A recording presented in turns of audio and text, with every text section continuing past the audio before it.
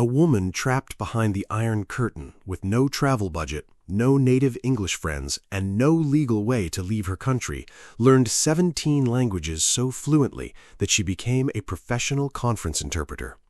What she used instead of speaking to native speakers will completely change how you think about learning English.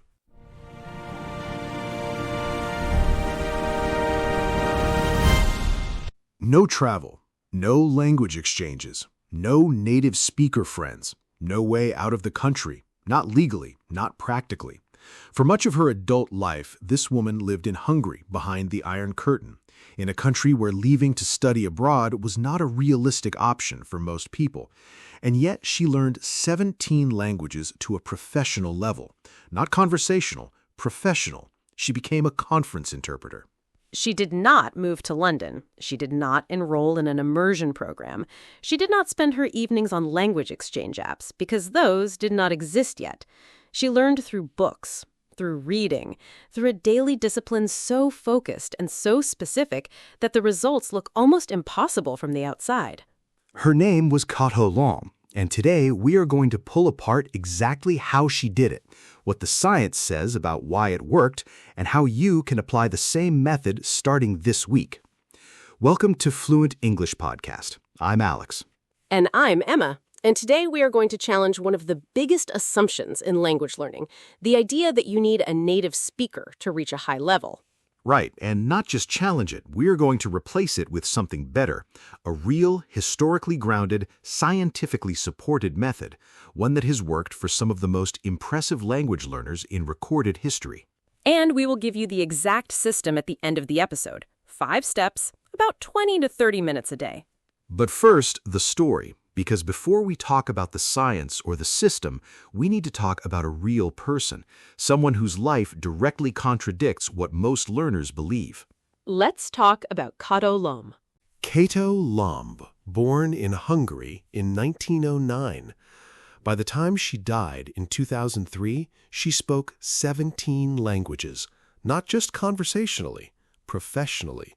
She worked as a conference interpreter. She translated scientific papers. She translated literature. She gave public speeches in multiple languages. 17 languages. 17. And here's the part that matters for today's episode. She did not learn these languages the way most people believe you have to learn them. She did not move abroad. She did not immerse herself in a foreign country. She did not, for most of her learning process, have regular conversation partners who were native speakers. She learned primarily through reading, through books, through internalizing high-quality written text so deeply that the language became part of her thinking. And when she finally did use a language in a professional setting, people were stunned. Because she did not sound like someone who had studied from a textbook. She sounded like someone who had read every great book ever written in that language. Which is, more or less, exactly what she had done. Kató Lomb also had a very specific philosophy about how she approached reading. She said she always chose material that was slightly above her current level. She never stopped to look up every word she did not know. She trusted context. She trusted repeated exposure. She trusted that the meaning would reveal itself over time. And that philosophy, it turns out, is very close to what modern language acquisition science actually recommends. But we will get to that in a minute. First, I want to make a connection to the monastic tradition, because I think it adds something important to this conversation. Yes, because Kató Lomb was not the only person in history to learn at this level through reading and isolation. Throughout history, in remote monasteries, in mountain communities cut off from major cultural centers, there were scholars who achieved extraordinary command of classical languages, Latin, Greek, Arabic, Sanskrit, through the same basic method, copying texts, reading them aloud, internalizing the structure of great writing. Medieval monks who spent their lives copying manuscripts produced Latin that was precise and beautiful. They did not get there by having casual conversations. They got there by copying, reading, and internalizing the greatest texts they had access to. And today's method is essentially a modern version of that practice, adapted for English learners, grounded in neuroscience, and streamlined for people with real lives and limited time. Okay, let's talk science, because I know some of our listeners are wondering, is this just an inspiring story, or is there actual research behind it?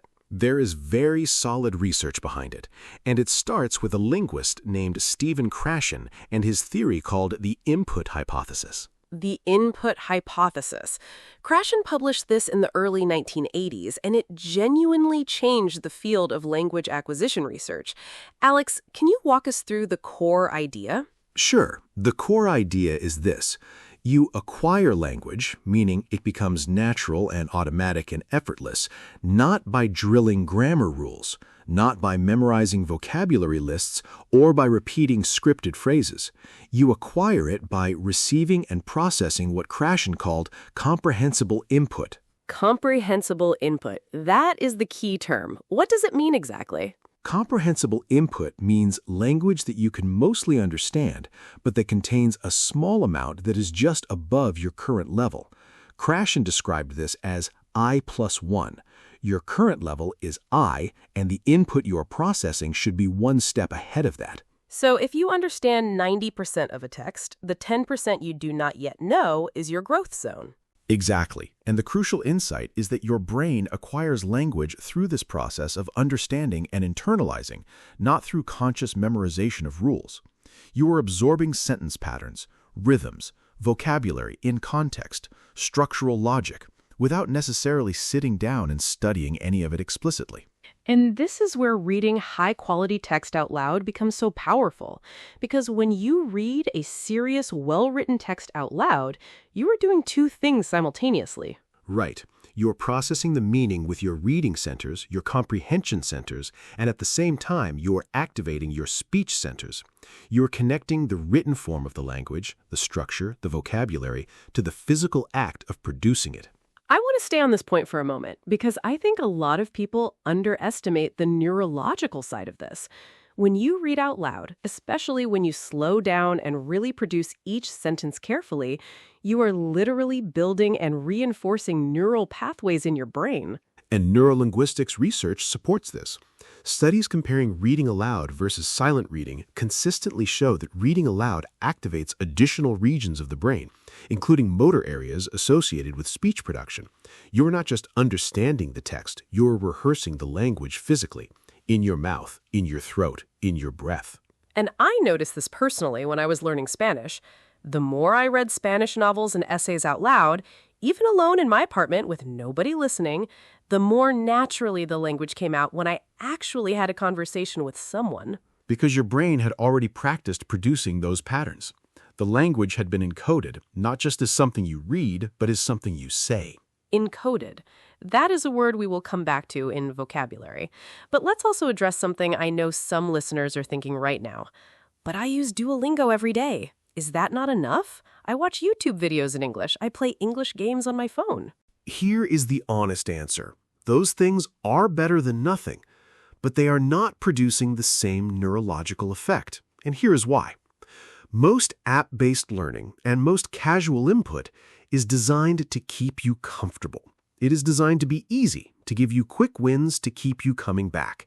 And that means you are almost never pushing into that I+1 zone consistently. Whereas when you read a serious essay, a well-crafted editorial, a piece of literary prose, a historical speech, you are constantly encountering language that is above your casual conversational level.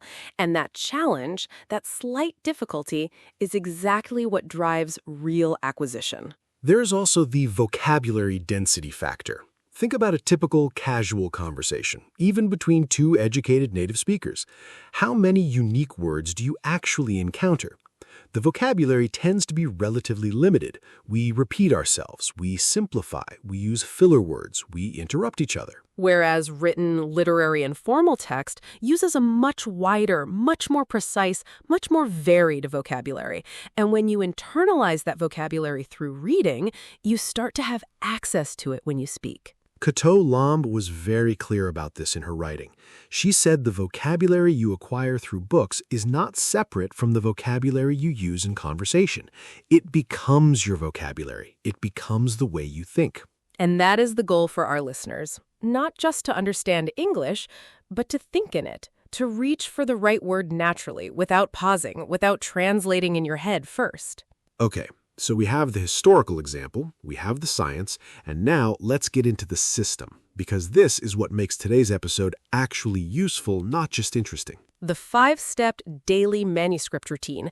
And I want to say before we go through it, this is a 20 to 30-minute daily practice. That is all. One focused session per day. Not 2 hours of passive listening, not 30 minutes of a nap. 20 to 30 minutes of this specific structured practice. Step 1. Selection. Every morning, select one short, high-quality text. And I want to be very specific about what high quality means here, because this step is more important than it might seem. We are not talking about a social media post. We are not talking about a news headline or a product description. We are talking about prose that was written with real craft. One paragraph from a George Orwell essay, one paragraph from a Lincoln speech, one paragraph from a James Baldwin essay, one paragraph from a well-written New Yorker article. Something with real sentence architecture. Something where you can feel that the writer made deliberate choices about every word. And the length matters. One paragraph, not a page, not a chapter. One paragraph, probably 4 to 8 sentences. That is your material for the entire session. Step 2. Slow read aloud. You read the paragraph out loud, but not at normal speaking speed. Much slower. Slow enough that you feel every word in your mouth. Slow enough that you notice the punctuation, where the sentence pauses, where it turns, where it ends. Read through the whole paragraph once. And on this first pass, you are not trying to understand every word perfectly. You are just meeting the text, getting a feel for its rhythm and shape, introducing yourself to the sentence. Step 3. Structural decoding. Now you read it again, but this time you stop at every sentence and ask yourself 3 questions. What is the subject of this sentence? What is the main verb? How is this sentence built? Not in a dry grammar textbook way, in a curious, detective way. You're figuring out how the writer assembled this idea. And this step is where something interesting starts to happen. You begin to see that elegant sentences have an architecture to them, a logic, a kind of internal structure. And once you start recognizing that structure in one great writer, you start recognizing it in others. And eventually, you start producing it yourself, often without realizing it. That happened to me with Spanish. I started structurally decoding paragraphs from Gabriel Garcia Marquez, and after a few months, I noticed my own Spanish sentences had a different shape to them, more organized, more deliberate. And Garcia Marquez is not exactly simple material. No, he is not, but that is the point. You choose material that challenges you. Step 4. Manuscript copying. You handwrite the paragraph, word for word, slowly. And as you write each word, you say it out loud. So you are doing 3 things at the same time. You are seeing the text, you are writing it by hand, and you are speaking it out loud. Neurologically, this triple encoding is extremely powerful. Studies on learning and memory consistently show that information processed through multiple sensory channels is stored more deeply and retrieved more easily. And the handwriting part is important. Not typing, handwriting. Because handwriting is slower, and that slowness forces a deeper engagement with each word. Your hand traces the shape of the word while your mouth is producing its sound. That physical memory is hard to overestimate. And there's a beautiful historical echo here. Medieval monks in their scriptoria, copying manuscripts by candlelight for hours every day, were essentially doing this same thing, encoding language through the triple channel of sight, hand, and voice. And the Latin they produced was extraordinary, precise, formal, elegant. They were not having casual conversations. They were copying the greatest texts available to them. Step 5. Self-correction read. After you have finished copying the paragraph, you close the original. Now you read your handwritten copy out loud. But this time, You are listening to yourself. You are trying to feel where something sounds slightly off, where a word feels strange, where the rhythm of a sentence breaks. And then you go back to the original and compare. See if the places where something felt wrong correspond to a word you changed, a phrase you got slightly wrong, a sentence structure you simplified. This is a self-correction mechanism.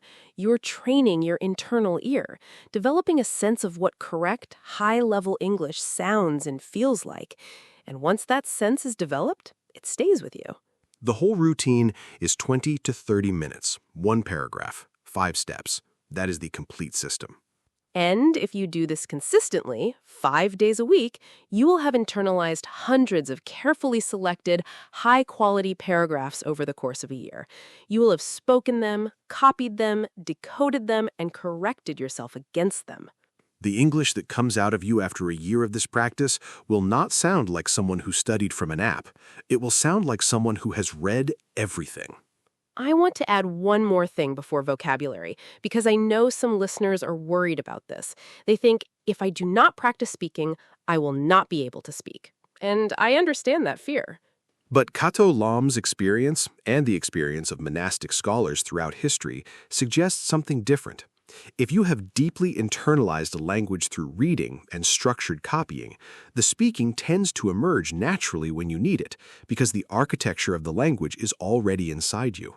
You have practiced producing it. You just practiced it in a different context. It's like building a house from the inside out. Most people think you need the exterior walls first, meaning the speaking practice.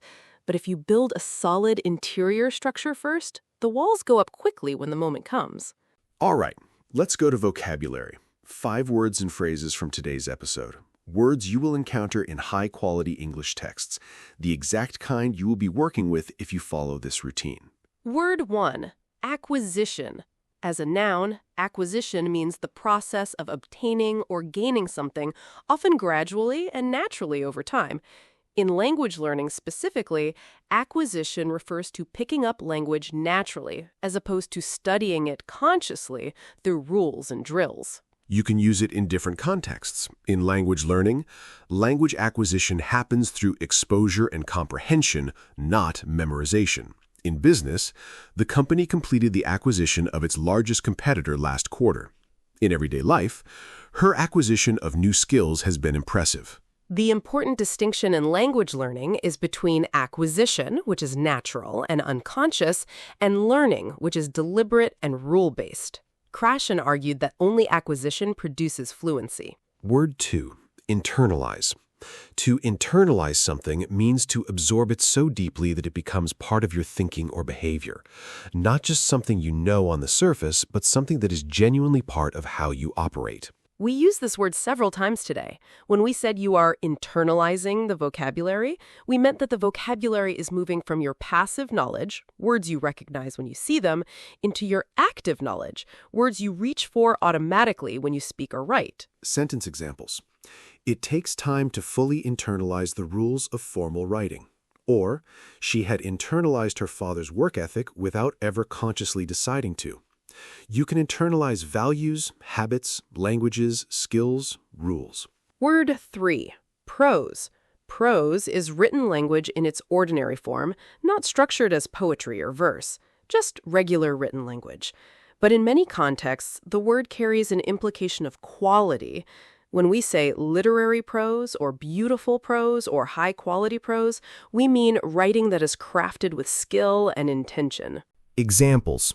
His prose was so clear that even complex scientific ideas felt accessible. Or, she is better known for her poetry, but her prose is equally impressive. Or, the report was written in plain prose without unnecessary jargon. Word 4, encode. To encode something means to convert it into a form that can be stored or transmitted. In neuroscience and in learning science, to encode a memory or a pattern means to store it in the brain in a way that makes it retrievable later. We mentioned today that triple encoding is neurologically powerful, meaning that using 3 sensory channels at once makes the brain store the information more deeply. Other examples: The brain encodes emotionally significant memories more strongly than neutral ones. Or, the information is encoded in the structure of the molecule. In everyday language, you might also hear encode used in communication or technology contexts. The message was encoded so that only the intended recipient could read it. Word 5. Comprehensible. Something that is comprehensible is able to be understood. It is within someone's comprehension. The opposite is incomprehensible, which means impossible to understand, either because it is too complex, too unclear, or too unfamiliar. Krashen's key term was comprehensible input. Input meaning language you receive, comprehensible meaning you can understand it. Other examples: the professor's explanation was not comprehensible to first-year students, or she wrote in a way that was comprehensible to a general audience, not just specialists, or his handwriting was barely comprehensible. Great. 5 words: acquisition, internalize, prose, encode, comprehensible.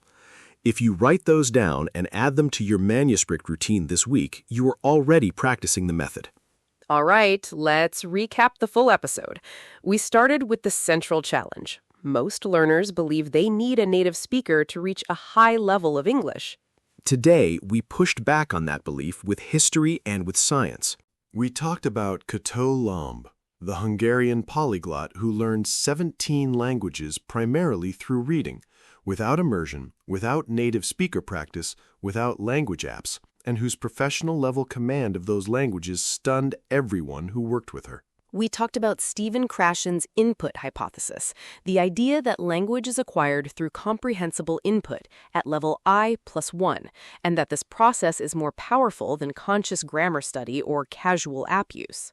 We talked about the neuroscience of reading aloud, how it activates speech production centers in the brain, how it creates triple encoding through sight, hand, and voice, and how that encoding is what makes language automatic rather than deliberate.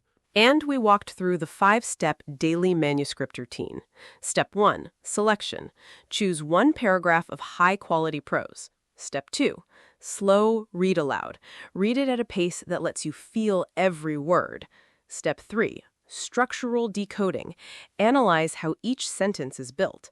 Step 4, manuscript copying. Handwrite the paragraph while reading it aloud. Step 5, self-correction read. Read your copy, notice what feels off, compare it to the original.